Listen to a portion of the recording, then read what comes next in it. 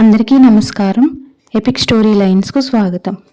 ఈరోజు శ్రీరామునిలోని 16 సుగుణాలను గురించి తెలుసుకుందాం.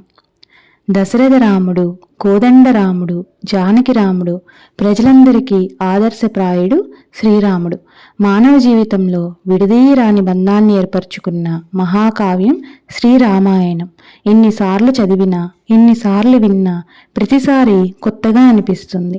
మానవుల జీవితానికి అత్యంత సన్నిహితంగా మెలిగిన అవతారం శ్రీరామావతారం. రాముడు పరిపూర్ణమైన మానవుడిగా ప్రవర్తించాడు. ఈ ప్రపంచంలో మంచి గుణములు కలిగిన వాడు ఎవరు అని నారద మహర్షిని వాల్మీకి మహర్షి ప్రశ్న వేసినప్పుడు 16 గుణములు కలిగిన పరిపూర్ణమైన మానవుడు శ్రీరామచంద్రమూర్తి అని నిర్ధారించాడు.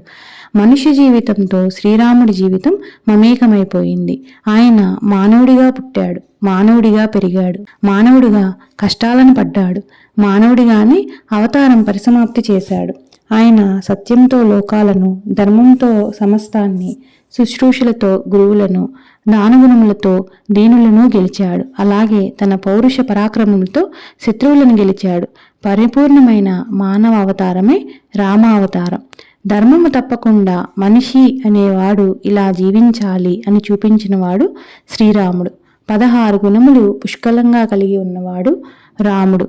అవే: 1 గుణవంతుడు, 2 వీర్యవంతుడు, 3 ధర్మాత్ముడు, 4 కృతజ్ఞతాభావం కలిగినవాడు, 5 సత్యం పలికేవాడు, 6 దృఢమైన సంకల్పం కలిగినవాడు, 7 చారిత్రము కలవాడు, 8 అన్ని ప్రాణుల మంచి కోరేవాడు, 9 విద్యావంతుడు, 10 సమర్థుడు, 11 ఎన్నిసార్లు చూసినా ఇంకా చూడాలనిపించేటంటే సౌందర్యం కలిగినవాడు, 12 ధైర్యవంతుడు, 13 క్రోధాన్ని జయించినవాడు, 14 తేజస్సు కలిగినవాడు, 15 ఎదుటివారిలోని మంచిని మాత్రమే చూసేవాడు, 16 అవసరమైనప్పుడు కోపాన్ని తెచ్చుకోగలిగినవాడు.